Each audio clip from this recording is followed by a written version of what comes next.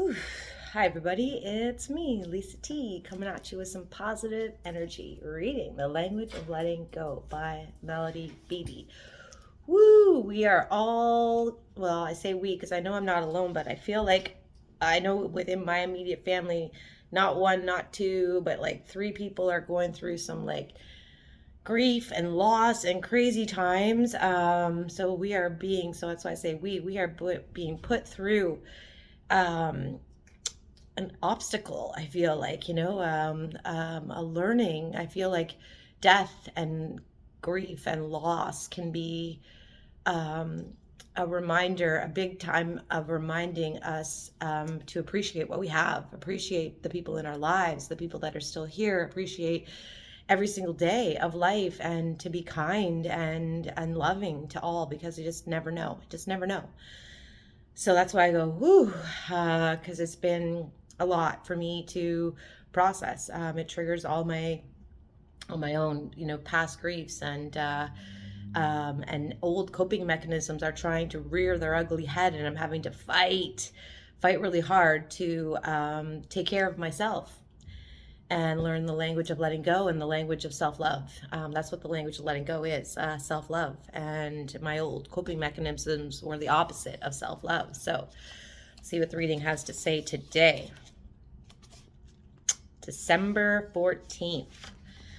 Clear thinking. I said to a special person when I got home from work today, I said, he said, what's going on? Like, what's the problem? And I said, I just am having trouble sustaining peace of mind, or clear thinking.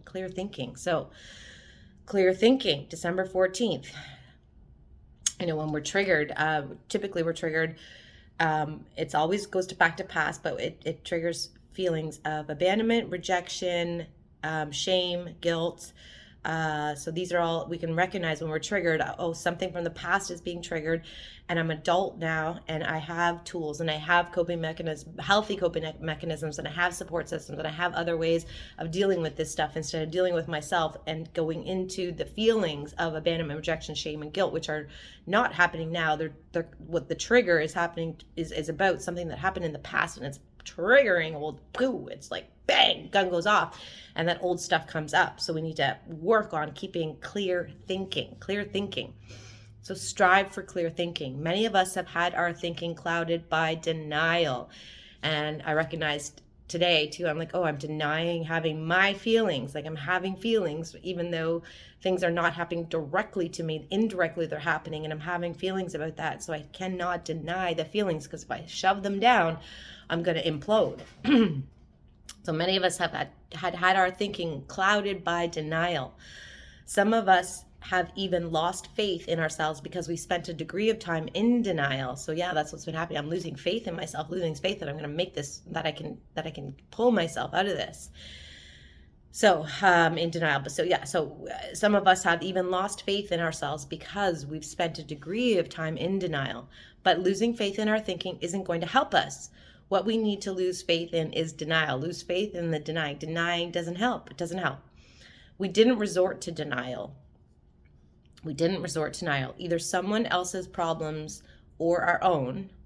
Either of someone else's problems or our own. We didn't resort to denial either of someone else's problems or our own, because we were deficient. So we didn't resort to denial because we were deficient, either from ourselves or someone else.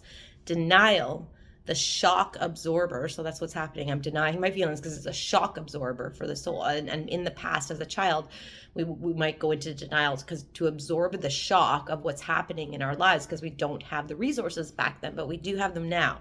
So denial, the shock absorber for the soul, protects us until we are equipped to cope with reality, equipped to cope with it, feel it, deal with it, so we can heal it.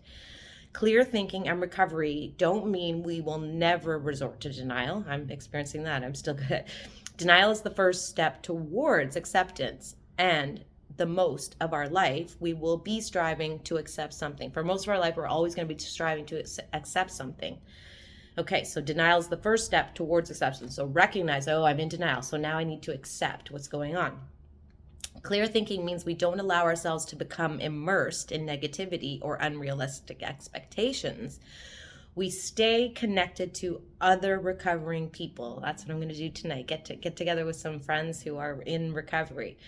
We go to our meetings where peace of mind and realistic support are available.